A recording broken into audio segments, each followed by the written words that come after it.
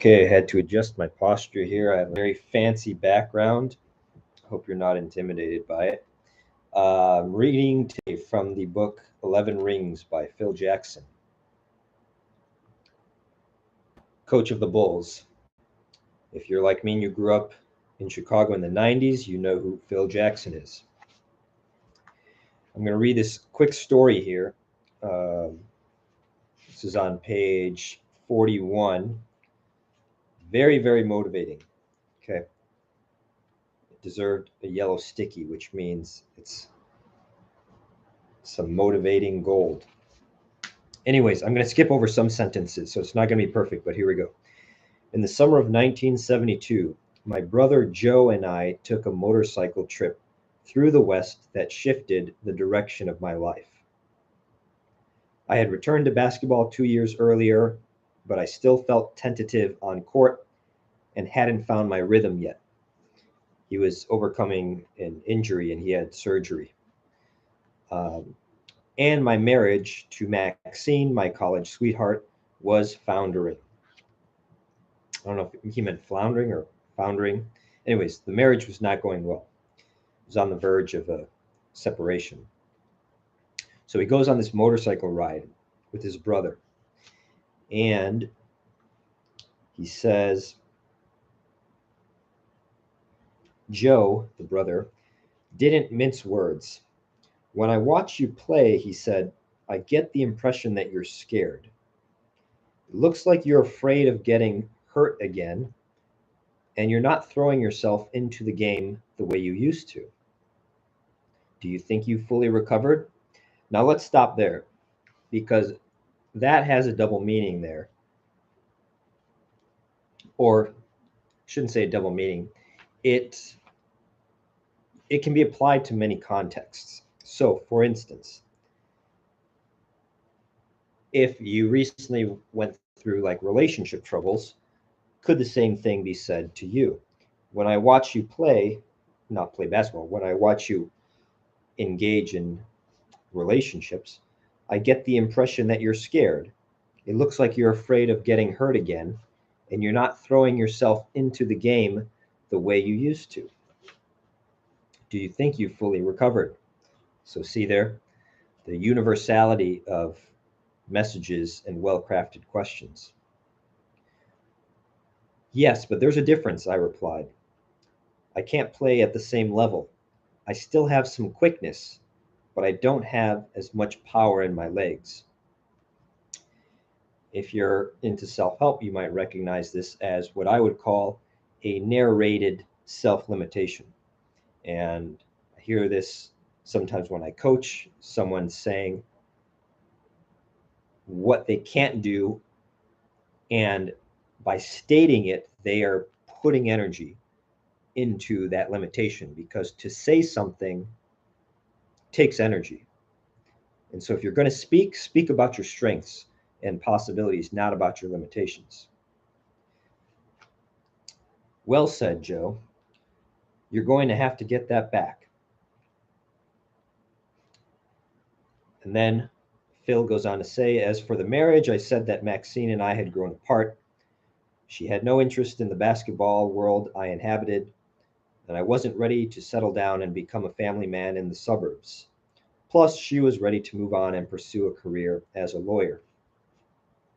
Joe was blunt. He said that for the past 2 years, I hadn't put myself into my marriage, my career, or anything else. Because you've been too afraid to really make an honest effort, he added, you've lost the one love relationship you've always had basketball. You need to be more aggressive about your life. You need to be more aggressive about your life. That was the message I needed to hear. When I returned to New York, I resolved to refocus my energy on my career, and for the next 3 seasons, I played the best basketball of my life. Maxine and I made the split official and filed for divorce. Blah, blah, blah. This was a wild, eye opening time for me, and I lived the life of a 60s Renaissance man, complete with long hair and jeans and a fascination with exploring new ways of looking at the world. I loved the freedom and idealism, not to mention the great music, blah, blah, blah, blah, blah.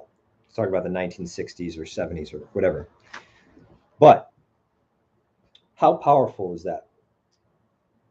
When I read this thing, that was the message I needed to hear. That hit me. You need to be more aggressive about your life. So let's take a few seconds to apply this to ourselves. I think, well, it's true for everybody, not just men, but it's true for everybody that I think the current world allows us to be a little bit docile. And when it comes to going after your dreams, there's no urgency. See, urgency is what pushes us into action. Urgency.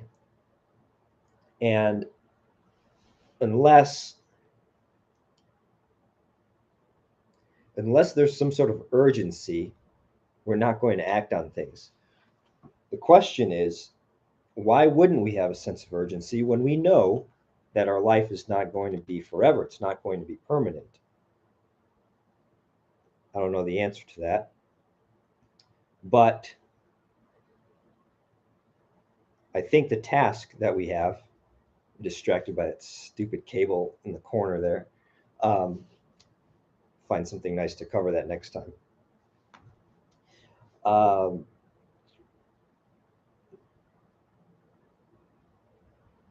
There's a lot of strategies to this. And I thought about, why do deadlines work? And, because people always get things done when there's a deadline. But when you ask why, where did that word even come from, deadline? And I came up with this little philosophical meaning of it. The only real deadline is your corpse, meaning your mortality, because one day you will be a deadline and you will then get buried in the ground. And so the only true real deadline is our mortality and the fact that we only have a limited time on Earth. And so when you put that together with you need to be more aggressive about your life, that's when things start to make sense. And that's when, you need like a catalyst for these things. Like when I moved to California from the Midwest, there was a catalyst for that. And that's another story for another video. But there's pressure points, there's critical periods, if you study evolution, there's punctuated equilibrium where all of a sudden there's for many years, plateau, not much change, boom, spike, lots of change very quickly. A fish starts to walk or whatever, right? Punctuated equilibrium. So I get excited about those points. If you're stressed, if you're going through a hard time right now, that's exciting because a big evolution could be right around the corner for you. So anyways, that's the reading of the night, 11 Rings from Phil Jackson. As I come across more inspiring stories, I'll share them. We could make this a nightly thing. If you enjoyed this, please click the thumbs up, share it with friends, and I'll see you soon.